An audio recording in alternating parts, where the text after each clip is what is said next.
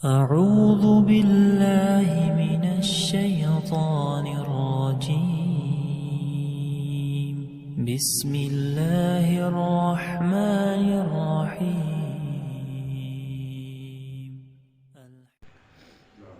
اس آیت سے باقاعدہ اصحاب کہف ان غار والوں کا اللہ تعالیٰ ذکر کر رہے ہیں. آگے ان کا تفصیل کے ساتھ قصہ آئے گا. اللہ سے دعا ہے اللہ تعالیٰ کما حق ہو بیان کرنے کی توفیق عطا فرمائے اور سن سنا کے اللہ تعالیٰ ہمیں عمل کرنے کی توفیق عطا فرمائے. اور شروع کی اس پہلی آیت کے اندر اللہ تعالیٰ نے جناب محمد الرسول اللہ صلی اللہ علیہ وسلم کو مخاطب کر کے ایک بات بیان فرمائی ہے. اللہ فرماتے ہیں ام حسبتا، کیا آپ نے سمجھ لیا ہے، کیا آپ نے سمجھ لیا ہے. اس میں اللہ نے اپنے نبی کو مخاطب کیا ہے. کیا آپ نے سمجھ لیا ہے کہ ان بے شک اصحاب الکہف، اصحاب کہف غار والے، والرقیم اور کتبے والے، کانو تھے من آیاتنا عجبا، ہماری بہت سی عجیب نشانیوں میں سے. اب میرے محترم بھائیو، اصحاب کہف، کہف کا مطلب ہے وسیع غار، یعنی وہ لوگ جو غار کے اندر چلے گئے اور غار کے اندر 309 سال سوئے رہے. 309 سال سونے کے بعد اللہ تعالیٰ نے ان کو دوبارہ جگا دیا. اس لیے ان کو کہتے ہیں اصحاب کہف، غار والے. اور ان کو اصحاب الرقیم بھی کہتے ہیں، جیسے وہ لفظ آیا والرقیم، کتبے والے. اس کا ایک مطلب تو یہ ہے کہ جب یہ لوگ اپنے وطن سے چلے گئے، بھاگ گئے، تو وہاں کے رہنے والوں نے ان کو بڑا تلاش کیا کہ کہاں گئے.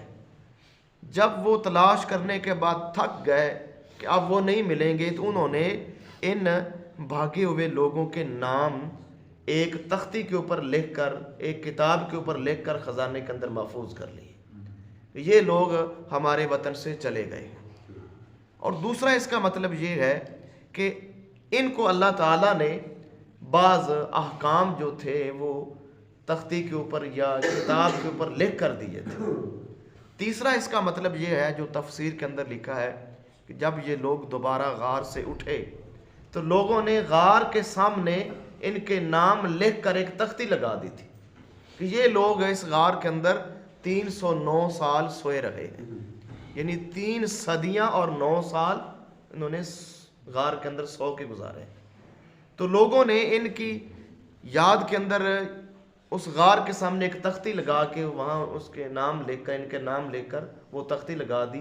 اس لیے ان کو کہتے ہیں کتبے والے، یعنی اصحاب الرقیم.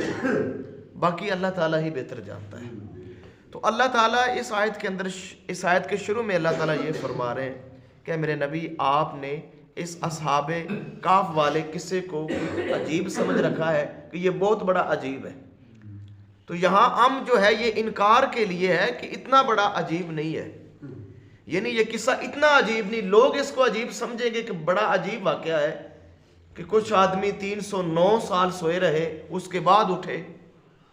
لوگوں کو تو عجیب لگے گا، لیکن اللہ تعالیٰ کی قدرت کے سامنے اور اللہ کی عظیم نشانیوں میں یہ کوئی بہت عظیم اور بہت بڑی عجیب چیز نہیں ہے.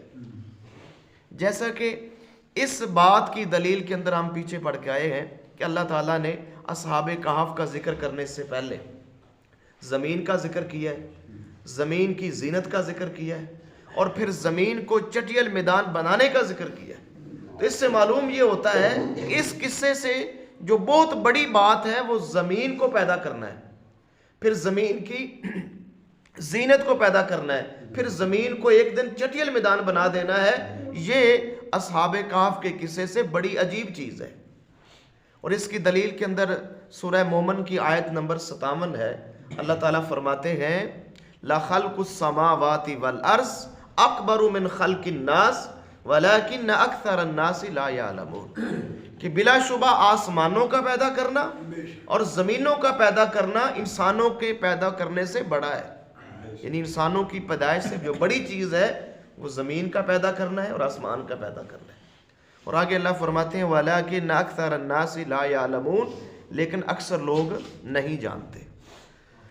کچھ مفسرین کہتے ہیں کہ ام جو ہے یہ انکار کے لیے نہیں ہے بلکہ تقریر کے لیے ہے، یعنی اللہ تعالیٰ بتا رہے ہیں کہ وہ واقعی ایک عجیب قصہ تھا، یا وہ جو اصحاب کہف والے تھے وہ واقعی عجیب لوگ تھے۔ تو اللہ تعالیٰ نے عجیب قصہ کہہ کر پڑھنے والے کے دل کے اندر شوق پیدا کر دیا ہے کہ پڑھنے والا شوق سے پڑھے، شوق سے سنے کہ واقعہ واقعی عجیب ہے۔ تو میرے محترم بھائیو، دونوں تفسیریں ٹھیک ہیں کہ اللہ تعالیٰ کے سامنے یہ کوئی بڑا واقعہ نہیں ہے، اس سے بڑے بڑے واقعات اور عجیب واقعات اللہ تعالیٰ کی قدرت کے اندر ہیں، اور اللہ کے لیے کچھ مشکل نہیں ہے، وہ جو مرضی کر لے۔ اور یہ بھی بات نظر آ رہی ہے کہ 309 سال سونا، پھر 309 سال کے بعد جاگنا، دوبارہ غار سے نکلنا، واقعہ یہ بھی انسانوں کے لیے ایک عجیب چیز ہے۔